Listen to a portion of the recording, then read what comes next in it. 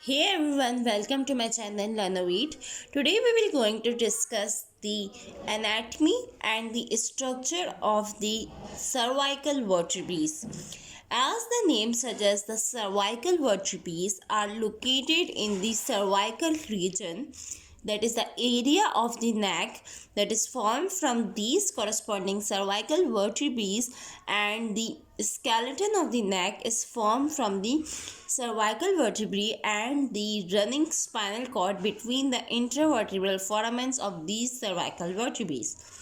So there are 7 cervical vertebrae that form the cervical area of the vertebral column. So the 7 cervical vertebrae start from C1 to C7. The C1 is called as the atlas, while the C2 is called as the axis, and the C7 have a separate atypical feature than the other vertebrae. So ultimately we can know from this information that the C3, C4, C5 and C6 have the similar feature and structure. That's why the C3 to C6 vertebrae are called as the typical vertebrae, and the C1, C2 and the C7 are called as the atypical vertebrae. Now coming to the features of a typical vertebrae. The typical cervical vertebrae have following different features that are similar with the C3 to C6 cervical vertebrae. So here we can consider any one of the vertebrae. So this vertebrae you can see here is the typical cervical vertebrae. And what are the structures of this typical cervical vertebrae? Starting from the body or the anterior vertebral body. This vertebral body is located anteriorly and it is somewhat concave superiorly. The vertebral body of the typical cervical vertebrae is a wedge-shaped body and it is concave superiorly and somewhat flattened inferiorly.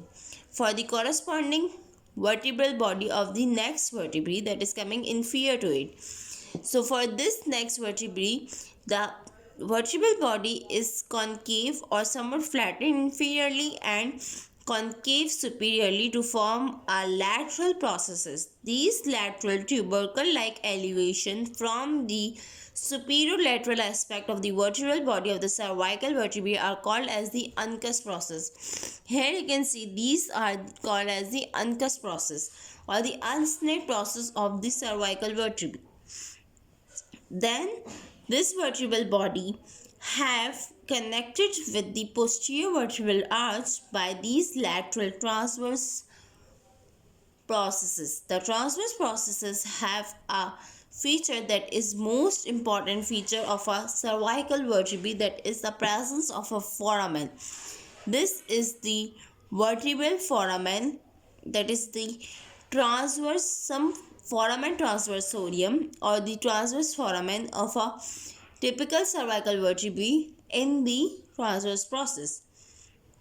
So the transverse process has the features that are, so anteriorly you can see here this elevated part of the transverse process anterior to the transversorium foramen is the anterior tubercle of the transverse process of the cervical vertebrae. Then this posterior elevation posterior to the foramen is the posterior tubercle of the transverse process.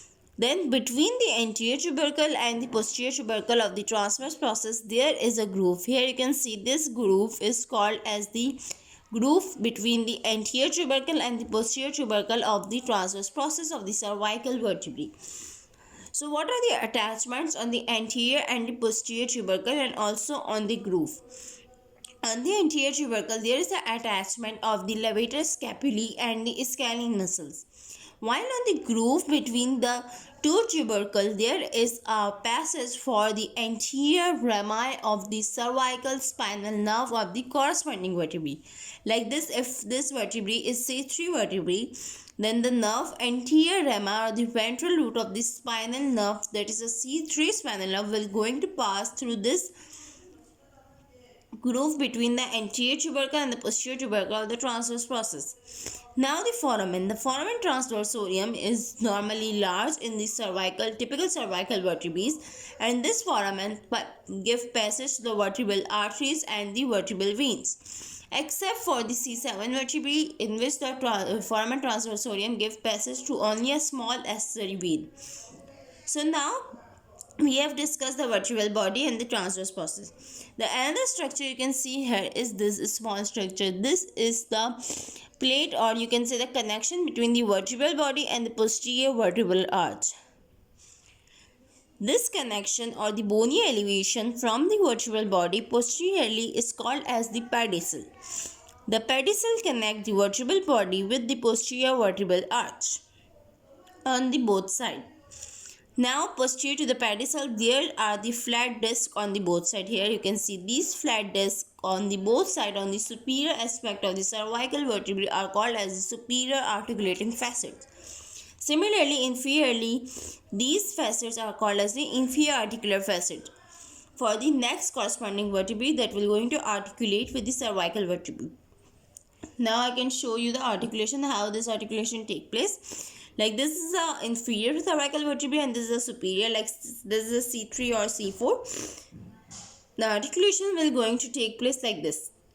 Here you can see this, the articulation is going to take place, that the superior articulating facet, inferior articulating facet of the superior vertebrae and the superior articulating facet of the inferior vertebrae is going to articulate like this. And anteriorly these vertebral bodies are connected, and posteriorly the spinous processes are coming in the line.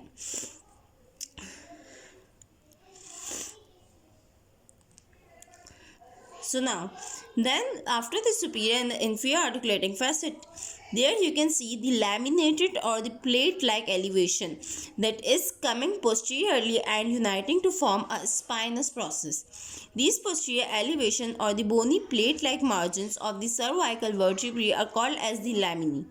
These laminae unite to form a long spinous process. The spinous process of the cervical vertebrae has also a distinct feature from the thoracic or the lumbar vertebrae. So this spinous process is bifid. You can see here this has a two tail like a fish. You can see this is called as the bifid, and this bifid spinous process is also a unique feature of the cervical vertebrae as with the foramen transversorium. So you can differentiate between the cervical vertebrae and the other thoracic or the lumbar vertebrae from the differentiating point, that is the foramen transversorium in the transverse process and the bifid spinous process. And also the small size of a typical cervical vertebrae give us information about that it is important for carrying the light weight of the skull, and because of this light weight of the cervical vertebrae we can move our skull easily and the movement can occur at the joints easily. So this is the typical cervical vertebrae. Also, the anterior tubercle has a unique feature in the C6 cervical vertebrae that are called as the carotid tubercle in the C6 cervical vertebrae. Because the carotid tubercle may be compressed, the common carotid artery that is running inside. Then this is the intervertebral foramen that we have discussed, that is posterior to the vertebral body, and this foramen will going to give passage for the spinal cord. And inferiorly and superiorly of the vertebral body, there will be a presence of a nuclear pulposus and the annular fibrosa, the intervertebral disc. So this is the features of our typical cervical vertebrae. In the next videos, we will going to discuss the atypical cervical vertebrae. Thank you.